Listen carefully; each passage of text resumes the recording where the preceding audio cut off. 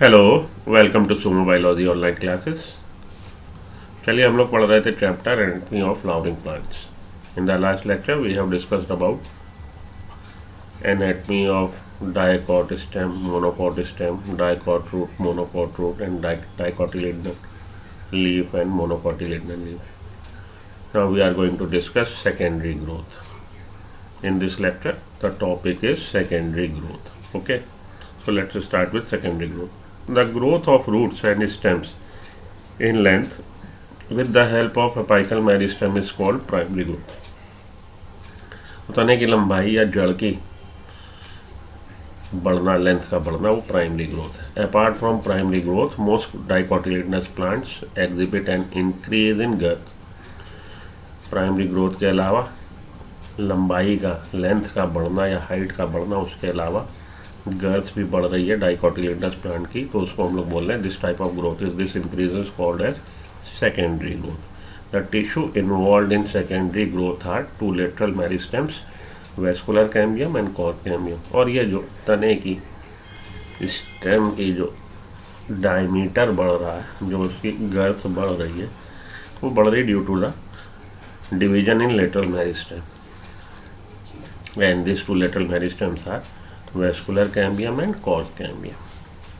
Okay, vascular cambium, the meristematic layer that is responsible for cutting off vascular tissue, xylem and phloem, is called vascular cambium. And that layer, that cells or tissue that responsible for cutting off vascular tissue, xylem and phloem, that are called as vascular cambium.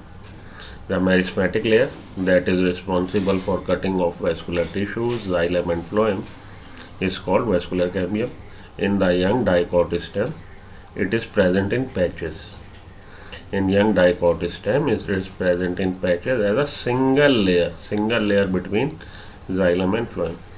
So in case of dicotyledonous plant, this layer is present in patches between xylem and phloem. This is the phloem, xylem, and these are the patches present between xylem and phloem.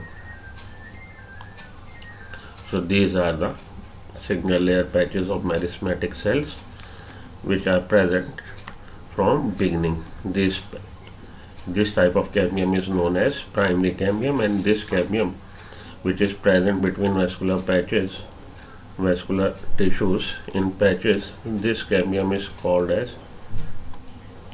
intrafascicular cambium. This is intrafascicular cambium. Intrafascicular cambium. The meristematic layer that is responsible for cutting off vascular tissue, xylem and phloem, is called vascular cambium.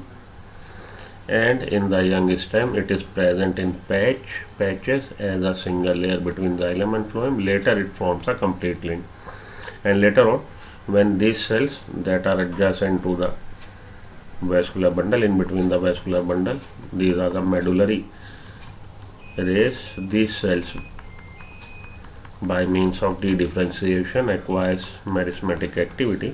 Then this cambium layer gets completed and a complete ring get formed in this way. So ये जो हमारी शुरू में जो meristematic sales हैं वो present है between xylem and phloem only. ये केवल उस समय पैचेस में ये है, और बाद में ये सेल्स वो xylem और phloem के बीच की सेल्स हैं. ये सेल्स भी मेरिस्मेटिक हो जाती हैं bye means of D differentiation. Process का नाम है डी डिफरेंशिएशन, और ये रिंग तब कंप्लीट हो जाएगी. ठीक है जी. Vascular cambium, formation of cambium ring. In dicot stem, the cells of cambium present between primary xylem and primary phloem is the intrafascicular cambium. तो उसको हम लोग इंट्राफेसिकुलर कैम्बियम बोल रहे हैं, जो xylem और phloem के बीच में है.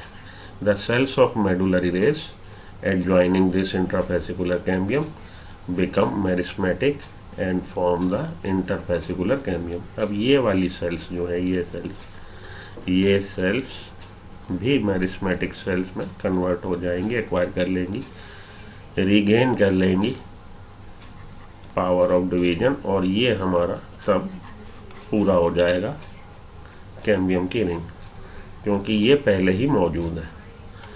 This much is present,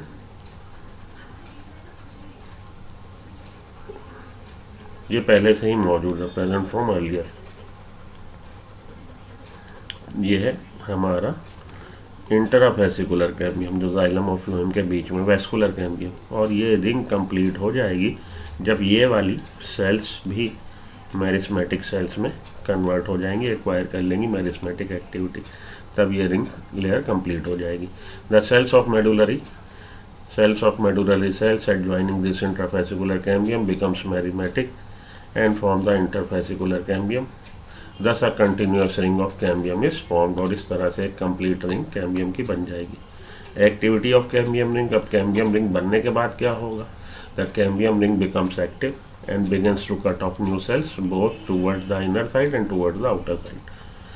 The cells cut off towards pith, वो cells जो pith की तरफ बन रही हैं mature into secondary xylem, and the cells cut off towards periphery mature into secondary phloem. तो जो बाहर की तरफ कट रही हैं cells जो बन रही हैं वो cells secondary phloem, और जो अंदर की तरफ cells बन रही हैं वो cells secondary xylem बनाएंगी। The cambium is generally more active on the inner side, और अंदर की तरफ ये लेयर जो है वो ज़्यादा एक्टिव है। सो अंदर की तरफ जो सेल्स बन रही है, मानिए ये रिंग है, ये अंदर की तरफ ज़्यादा सेल्स प्रोड्यूस कर रहा है, बाहर की तरफ कम। और अंदर की तरफ ये जो न्यूली फॉर्म सेल्स हैं, ये सेल्स क्या बना रही हैं? Secondary xylem. It means secondary xylem जो प्रोड्यूस हो रहा है सेकेंडरी फ्लोएम की तुलना में, in comparison to secondary phloem, the amount of secondary xylem produce is much high.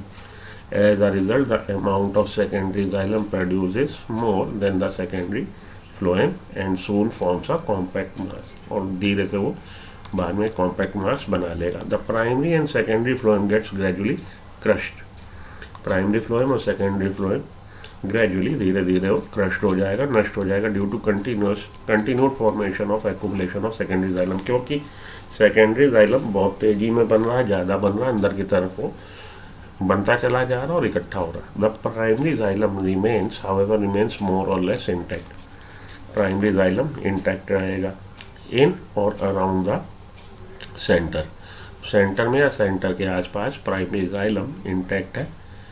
Primary phloem बनता चला जा, सेकेंडरी फ्लोएम बनता चला जा रहा है, सॉरी प्राइमरी जाइलम इंटैक्ट है, सेकेंडरी जाइलम बनता चला जा रहा है, और सेकेंडरी जाइलम बनने से बाहर वाली जो लेयर्स हैं, सेकेंड हमारा प्राइमरी फ्लोएम और सेकेंडरी फ्लोएम, वो धीरे धीरे क्रश्ड हो जाएगा।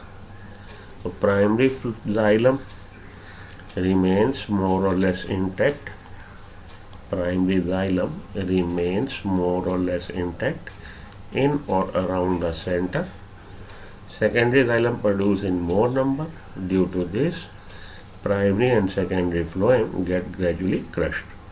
At some places the cambium forms a narrow band of parenchyma cells which passes through the secondary xylem and secondary phloem in the radial direction, and these cells are called as secondary medullary rays.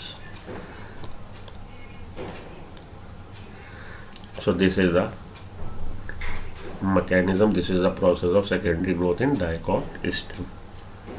Primary spring wood and autumn wood. The activity of cambium is under the control of many physiological and environmental factors. Cambium की activity को effect कर रही है physiological factor और environmental factor. In temperate regions the climatic conditions are not uniform, climate में change होता रहेगा, fluctuation होगा विंटर और आपके समर में थ्रू आउट द ईयर, तो उसकी वजह से इन्वायरमेंटल कंडीशन यूनिफॉर्म नहीं है, इसलिए वहाँ पे कैम्बियम एक्टिविटी अलग समय में अलग अलग इन्वायरमेंट में अलग अलग रहेगी। In the spring season cambium is very active, spring season में कैम्बियम बहुत एक्टिव होती है and produces a large number of xylary elements. Xylem ज़्यादा बनेगा और जाइलम में जाइलरी एलिमेंट्स ज़्यादा बनेंगे, having vessels with wider cavity, जिनकी वेसल्स ल्यूमेन बड़ी बड़ी होगी, वाइडर कैविटी होगी। The wood form during this season is called spring wood और अर्ली वुड। स्प्रिंग वुड क्योंकि स्प्रिंग सीजन में बन रही, early wood because early in the season और कैलेंडर ईयर बन रही है, तो इस वुड को हम लोग अर्ली वुड और स्प्रिंग वुड कहते हैं। In winter the cambium is less active, winter में कैम्बियम लेस एक्टिव है and forms fewer xylary elements. Winter में कैम्बियम कम एक्टिव है और जाइलम एलिमेंट्स जाइलरी एलिमेंट्स कम बनाएगा और उसमें नैरो वेसल्स होंगी। And this wood is called autumn would और लेट वुड, तब हम इस वुड को ऑटम वुड और लेट वुड कहेंगे।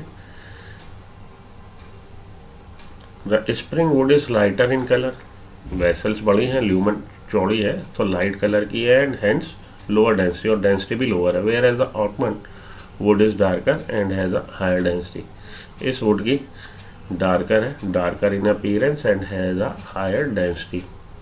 The two kinds of woods that appear as alternate concentric rings, ये जो वुड है, two kinds of wood that appear as alternate concentric rings constitute an annual ring, ये annual ring बना देंगी।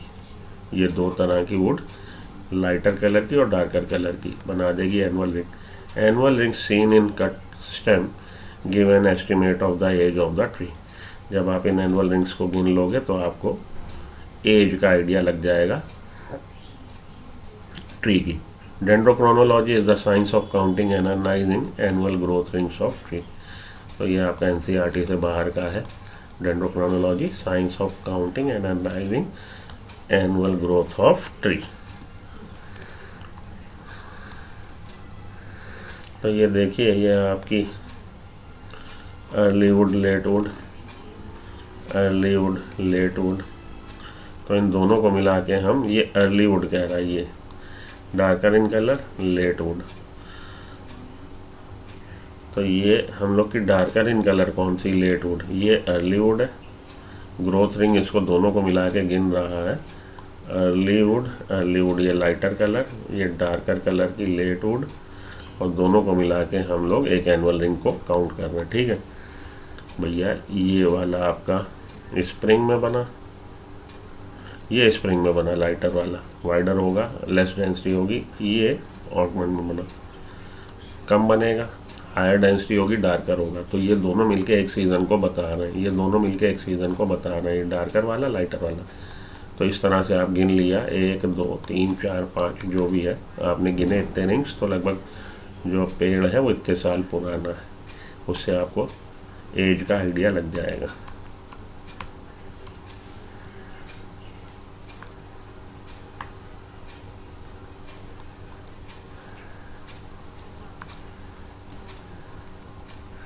अब आप आइए हार्डवुड और सैपवुड पे। In older trees the greater part of secondary xylem is dark brown, जो बड़े बड़े पुराने ट्री हैं उनमें जो सेकेंडरी जाइलम बना है उसका ज़्यादातर भाग डार्क ब्राउन कलर का होगा, due to deposition of organic compounds, tannin, resin, gum, oils, aromatic substances and essential oil in the centre और inner most layer of the stem. तो इनर मोस्ट लेयर में, कोर में यहाँ पे बिल्कुल dark colour की वुड मिल रही है, जिसको हम हार्डवुड बोल रहे हैं, क्योंकि उसमें जमा हो गया tannin, resin, gum, oils etcetera. This substances make it hard, durable and resistance to attack of micro organism. और इन सब सब्सटेंसेज के मिलने की वजह से ये वुड बहुत ज़्यादा ड्यूरेबल है फर्नीचर वगैरह बनाने के लिए, और इस पर माइक्रो ऑर्गेनिज्म अटैक नहीं कर पाएंगे, इंसेक्ट्स अटैक नहीं कर पाएंगे। This region comprises dead element, और इसमें केवल डेड एलिमेंट्स हैं विद हाईली लिग्निफाइड वॉल्स, उनकी वॉल्स जो है हाईली लिग्निफाइड है, and this is called hardwood. Water conduction यहाँ पे नहीं होगा। और बाहर वाला जो सेकेंडरी जाइलम है, सेकेंडरी जाइलम ये भी है, सेकेंडरी जाइलम ये भी है, जो बाहर की तरफ सेकेंडरी जाइलम है इसको हम लोग लाइटर कलर का होगा, इसको हम लोग सैपवुड बोलेंगे, इसको हार्डवुड बोलेंगे। इनमें वाटर कंडक्शन की क्षमता होगी। द हार्डवुड, ये देखिए ये है हार्डवुड, कट सेक्शन देखिए, और ये है सैपवुड, ये दोनों ही सेकेंडरी जाइलम है। The hardwood does not conduct water but it gives mechanical support to the stem. The peripheral region of the secondary xylem is lighter in colour, peripheral region जो है लाइट कलर का है, and is known as sapwood, और उसको हम लोग sapwood कहेंगे। It is involved in the conduction of water and minerals from root to leaf or stem। तो ये हो गया आपका हार्डवुड और सैपवुड का डिस्क्रिप्शन। ठीक, चलिए आगे। सॉफ्टवुड और हार्डवुड ये आपकी बुक में नहीं दे रखा, तो इसको मैं आपको कंफ्यूज नहीं करूँगा, ये दो आप बाईपास कर दो, या मैं इसको पढ़ता नहीं हूँ, इसको आप स्क्रीन कैप्चर करके खुद पढ़ लो, ये आपकी बुक में नहीं दे रखा, सॉफ्टवुड और hardwood. Softwood basically technical term है जिम्नोस्पर्मिक वुड के लिए, क्योंकि उसमें वेसल्स नहीं होती, ट्रैकेड्स होती हैं और वो सॉफ्टर। हार्डवुड हम लोग बोलते हैं डाइकॉट एंजियोस्पर्मिक वुड के लिए, जिसमें वेसल्स बहुत सारी हैं, and due to lots of vessels the wood hardwood also called porous wood. इसको हम लोग हार्डवुड बोल रहे हैं और इसमें इसको हम लोग पोरस वुड भी बोलते हैं क्योंकि वेसल्स बहुत है। अब आइए हम लोग चलते हैं कॉर्क कैम्बियम की तरफ। As the stem continues to increase in girth, stem continue हो रहा है increase in girth due to the activity of vascular cambium. Stem लगातार उसकी गर्थ बढ़ रही है due to the activity of vascular cambium, vascular cambium की activity के कारण। The outer cortical and epidermis layer get broken. अब लगातार वो बढ़ने से जो आउटर मोस्ट प्रोटेक्टिंग लेयर है जो कि बनी हुई है एपिडर्मिस की और कॉर्टिकल लेयर्स कॉर्टेक्स सेल्स की, वो ब्रेक हो जाएगी। अंदर से कोई चीज़ बाहर की तरफ प्रेशर मार रही है, लगातार बढ़ रही है, फट जाएगी यहाँ पे असल में ऊपर की cover, and need to be replaced to provide new protecting cell layer. और धीरे से हमें क्या ज़रूरत महसूस होगी कि एक नई प्रोटेक्टिंग लेयर यहाँ बनाई जाए। Hence sooner or later another meristematic tissue called cork cambium or phellogen develops. तो जल्दी ही यहाँ पे कॉर्टेक्स लेयर से कॉर्टेक्स की कुछ सेल्स डेवलप हो जाएंगी कॉर्क कैम्बियम में, और फेलोजन एक ही उसी का नाम, कॉर्क कैम्बियम को हम लोग फेलोजन भी कहते हैं, develops usually in the cortex region. Phellogen is a couple of layer thick, ये कुछ लेयर थिक है। It is made up of narrow thin walled and nearly rectangular cells. ये लाइन इंपॉर्टेंट है, इसको आप याद रखिएगा कि ये किसका बना है, narrow thin walled and nearly rectangular cells. Narrow है, थिन वॉल्ड है और रेक्टेंगुलर सेल्स से बना है cork cambium. It is made up of narrow thin walled and nearly rectangular sales.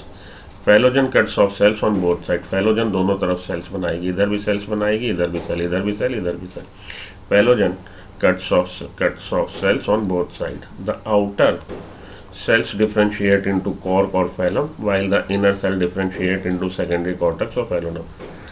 outer cells differentiate into cork or phloem. outer cell बना रही है cork और phloem while the inner cell differentiate into secondary cortex or phloem. तो बाहर की तरफ जो sales बना रहा है फेलोजन कॉर्क कैम्बियम, बाहर की तरफ सेल्स बना रहा है कॉर्क और फेलम। ये देखिए ये थी लेयर, इसने बाहर की तरफ बना दी फेलम और अंदर की तरफ बना दी फेलोडम। इन तीनों को अगर हम जोड़ लेंगे तो इन तीनों को जोड़ के हम बोलते हैं periderm. The cork is impermeable to water. Cork जो है वो इम्परमियस है वाटर के लिए due to suberin deposition. The cells of secondary cortex are parenchymatous. ये था हमारा वेस्कुलर कैम्बियम। वेस्कुलर कैम्बियम जो प्राइमरी कैम्बियम था जो जाइलम और फ्लोएम के बीच में था। अंदर की तरफ क्या बना था, सेकेंडरी जाइलम, बाहर की तरफ बना था सेकेंडरी फ्लोएम। तो ये है सेकेंडरी फ्लोएम, ठीक है। और ये है फेलोडर्म। सेकेंडरी फ्लोएम के बाहर क्या होगा, कॉर्टिकल लेयर्स होंगी। कॉर्टिकल लेयर्स में कॉर्टिकल लेयर बन गई किसमें, कॉर्क कैम्बियम में, फेलोजन में। फेलोजन ने बाहर की तरफ बना दिया फेलम कॉर्क और अंदर की तरफ बना दिया फेलोडर्म सेकेंडरी कॉर्टेक्स। इन तीनों को मिला के हम क्या बोल रहे हैं, पेरिडर्म। और periderm along with phloem, secondary phloem, उसको हम क्या बोलते हैं, उसको हम बोलते हैं बार्क। तो ये आपकी बुक में डायग्राम दिए नहीं है तो आप उलझते हो थोड़ा सा, इससे यहाँ से आपको क्लियर हो जाना चाहिए। ये देखिए ये है कॉर्क फेलम, ये है फेलोजन कॉर्क कैम्बियम, ठीक है। और ये है हमारा फेलोडर्म। तो आपको कॉर्क कैम्बियम, कॉर्क और secondary cortex, phellem, phellogen, phelloderm, secondary cortex भी इसमें होना चाहिए था। उसके बाद आपका फ्लोएम और ये आपका वेस्कुलर कैम्बियम। यहाँ पे और ज़्यादा क्लियर है इस वाले में, ठीक। Phellem, phellogen, phelloderm are collectively called as termed as known as peridome. Due to activity of cork cambium, pressure builds up on the remaining layers peripheral to phellogen. Phellogen के बाहर क्या है, एपिडर्मल है। And ultimately this layers die, और धीरे से क्योंकि pressure पड़ रहा है ये लेयर डाई हो जाएंगी, स्लॉज और डिस्कार्ड हो जाएंगी। बाहर की का non technical term that refers to all tissue exterior to vascular cambium. Vascular cambium के बाहर क्या है, therefore including secondary phloem. Secondary phloem भी है, तो bark is equal to periderm plus secondary phloem. Bark refers to a number of tissue types. Periderm and secondary phloem को हम लोग मिला के बार्क कहते हैं. A bark that is formed early in the season known as spring season, known as early bark. देखिए spring season जो है, स्प्रिंग सीजन नॉर्दर्न हेमिस्फीयर में 20 मार्च से 21 जून तक है, और ऑटम सीजन नॉर्दर्न हेमिस्फीयर में 22 सितंबर टू 21 सितंबर है. तो स्प्रिंग सीजन में जो बना है बार्क उसको हम बोलेंगे सॉफ्ट बार्क और अर्ली बार्क, और जो ऑटम सीजन में बनेगा उसको हम बोलेंगे लेट बार्क और हार्ड बार्क. ठीक. Various kind of cell layers that constitute the bark. तो ये आपको दिखाई दिया जो बार्क बना रही हैं. लेंटिसेल्स पे आइए. Lenticels permit the exchange of gases between the outer atmosphere and the internal tissue of the stem. They occur in most woody trees. तो वुडी ट्रीज में आपको लेंटिसेल्स लेंस लाइक ओपनिंग मिल रही है. तो बेसिकली यहाँ पे है क्या, ये लेंस लाइक ओपनिंग असल में एक तरह से रप्चर हो गई है, जो क्योंकि कई जगह आप देखोगे कि ये फेलोजन जो है, फेलोजन ये कॉर्क कैम्बियम बाहर की तरफ क्या बना देगी, बाहर की तरफ ये कॉर्क ना बना के पैरेन्काइमेटा सेल्स कॉम्प्लीमेंट्री सेल्स बना देंगी, और ये धीरे से रप्चर हो जाएगा एपिडर्मिस. तब ये बाहर वाले इन्वायरमेंट के साथ ये सेल्स कांटेक्ट में आ जाएंगी, और इसके नीचे जो लिविंग सेल्स हैं वो रेस्पिरेशन में एक्सचेंज ऑफ गैसेस कर पाएंगी. लेंटिसेल्स का काम है एक्सचेंज ऑफ गैसेस को अलाउ करना. तो lenticels permit the exchange of gases between the outer atmosphere and the internal tissue of the stem. They occur in mostly woody trees. और lenticels are the lens like opening. Secondary growth in roots आइए. In dicot root, the vascular cambium is completely secondary in origin. तो vascular cambium की जो ring बनी थी dicot stem में, वो partly तो आपकी प्राइमरी कैम्बियम की थी और पार्टली आपकी सेकेंडरी कैम्बियम की थी. जो कैम्बियम वेस्कुलर कैम्बियम था जाइलम और फ्लोएम के बीच में इंट्राफेसिकुलर, वो प्राइमरी कैम्बियम था, और जो कैम्बियम इंटरफेसिकुलर कैम्बियम था वो सेकेंडरी कैम्बियम था डाइकॉट स्टेम के केस में. यहाँ पे डाइकॉट रूट के केस में वेस्कुलर कैम्बियम पूरी तरह से सेकेंडरी ओरिजिन का है.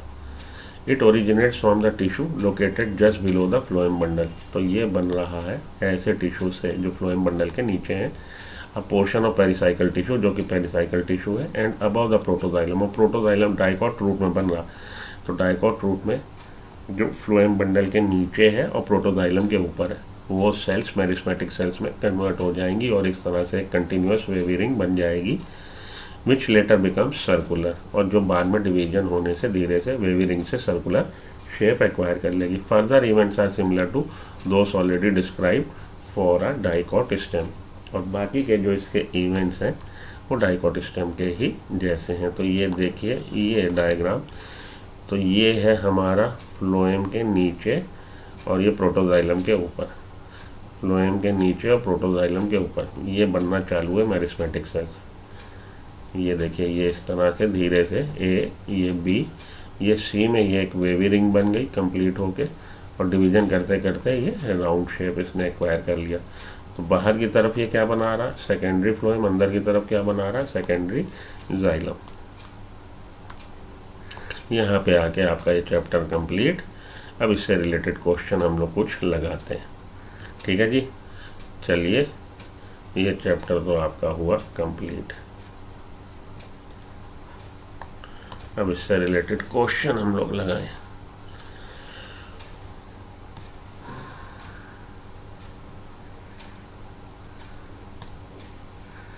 पहले तो देखिए प्रीवियस ईयर के क्वेश्चन हम लोग देख लें. इस चैप्टर के प्रीवियस ईयर के क्वेश्चन जो आए हैं नीट में, तो 21 नीट 2021 में क्वेश्चन आया आपको इस चैप्टर से. Cells which have active cell division capacity. वो कैसी सेल्स है, meristematic cells. Tissue having all cells similar in structure and function, वो हमारा सिंपल टिश्यू हो जाएगा. तो ए के अपोजिट लिखिए 2, बी के अपोजिट लिखिए 4. Tissue having different types of cell, वो हो जाएंगे हमारे वेस्कुलर टिश्यू, उसका एग्जाम्पल है. सी के अपोजिट लिख लीजिए 1, complex tissue. Dead cells with highly thicken, वो हो जाएंगे हमारे स्क्लेरिड्स। डी के अपोजिट लिख लीजिए 3, A2, B4, C1 और D3, ये इसका आंसर हो जाएगा। ठीक है जी। तो पेज नंबर 86 से 88 आप पढ़ेंगे अपनी NCERT की, तो ये बातें आपको फंडे क्लियर हो जाएंगे। NCERT की ही लाइन से क्वेश्चन है ये। तो नीट 2021 में केवल एक क्वेश्चन आया था इस चैप्टर से। नीट 2020 में देखिए, the transfer section of plant show following anatomical feature, large number of scattered vascular bundle surrounded by bundle sheet. Scattered vascular bundle किस में मिले थे? मोनोकॉट के स्टेम में। Large conspicuous parenchymatous ground tissue monocot के stem में। Vascular bundle conjoint close, conjoint का मतलब xylem and phloem situated over the same radii, close का मतलब cambium layer is absent between xylem and phloem. तो ये सारे के सारे किसके इंडिकेटिव है? मोनोकॉट के। फ्लोएम पैरेंकाइमा एब्सेंट होता है मोनोकॉट प्लांट्स में। किसके बारे में डिस्क्रिप्शन है? मोनोकॉट स्टेम के। सीधी सी बात। तो वैस्कुलर बंडल, ये सारी बातें वो डिस्कस जो हम लोग कर चुके। पेज नंबर 93 पे इसका डिस्क्रिप्शन है। अगर आपको याद होगा तो आप आसानी से क्वेश्चन 3 से 4 सेकंड में कर दोगे। नीट 2020 का ही क्वेश्चन है। Identify the incorrect statement. Sapwood is involve in conduction of water and minerals. Sapwood क्या थी? सैपवुड हमारी जो लाइटर कलर की थी, और सैपवुड बनी थी अर्ली सीजन में, बल्कि ये हार्टवुड और सैपवुड ये उसके बारे में। हार्टवुड जो हमारा सेकेंडरी जाइलम का भाग, लेकिन जहाँ पे टैनिन रेजिन डिपोजिशन हो गया, और बाहर वाला पेरिफेरल पे जो है वो लाइटर कलर का है, क्योंकि उसमें ये सब डिपोजिशन नहीं हुआ, और वो वाटर मिनरल्स को अलाउ करता है ट्रांसपोर्टेशन को। ठीक बात है। Sapwood is the inner most secondary xylem and lighter in colour. Inner most secondary xylem नहीं है, inner most secondary xylem heartwood है। तो ये आपका गलत है स्टेटमेंट, इनकरेक्ट स्टेटमेंट ही हमें पढ़ना था। Due to deposition of tannin resin gums, heartwood is darker in colour and resistant to microbial action. ठीक बात है। Heartwood does not conduct water. ठीक बात है। तो आपका गलत स्टेटमेंट कौन सा है? गलत स्टेटमेंट ये वाला है। ठीक है जी। इसको आप टिक लगाइए, 4 नंबर जेब में डालिए, आगे बढ़िए। तो इसमें हम लोग देखें पेज नंबर 96 पे इसके बारे में डिस्क्रिप्शन है। ऑप्शन यही हमारा गलत है। आगे चलिए। Which of the following statement given is not true about formation of annual rings in tree. NEET 2019 का क्वेश्चन है। Annual ring is a combination of spring autumn wood. तो स्प्रिंग और ऑटोमोड को मिला के हम लोग, स्प्रिंग में एक्टिविटी ज़्यादा है, लाइटर कलर है, ऑटम में एक्टिविटी कम है, डार्कर कलर है। तो इन दोनों को लाइट डार्क बैंड को मिला के हम लोग एक एनुअल रिंग गिनते हैं। Differential activity of cambium causes light and dark band. बिल्कुल ठीक बात है। लाइट बैंड हमारे अर्लीवुड और लाइट डार्क बैंड हमारे latewood. Activity of cambium depends upon variation of climate. ठीक बात है। Annual rings are not prominent in the trees of temperate region. No, annual rings are quite prominent in the trees of temperate region because the weather over there, climate over there is not stationary. So this is not the correct statement. Not true पूछ रहा, तो not true हमारा यही है। हमारा जवाब क्या हो गया? डी। पेज नंबर 96 NCERT में ये चीज़ आपको अच्छे से डिस्क्राइब करी गई है। चलिए आगे चलिए। नीट 2019 का ही क्वेश्चन है। Grass leaves curl inward during very dry weather, select the most appropriate reason. तो वहाँ पे क्या है? बुलीफॉर्म सेल्स है। बुलीफॉर्म सेल्स क्या होती है? जब वो वाटर इवेपोरेट होता है, फ्लैसिड हो जाती है और लीव कर्ल हो जाएगी। Shrinkage of air spaces, tyloses in vessels, closure of stomata, flaccidity of bulliform cells. ये bulliform cells become flaccid. These are the modified epidermal cells that are colourless cells हैं। और ये अगर टारगेट होती हैं तो रिंग सरफेस एक्सपोज हो जाती है, और ये अगर फ्लैसिड हो जाती हैं तो लीफ सरफेस लीफ कर्ल होने की वजह से कैसी हो जाएगी? बंद हो जाएगी। Page number 94 second para. NEET 2019 का ही question. Phloem in gymnosperm. Gymnosperm में फ्लोएम में क्या नहीं होता? वेसल्स नहीं होते। तो वेसल्स अच्छा वो तो जाइलम की बात हो गई।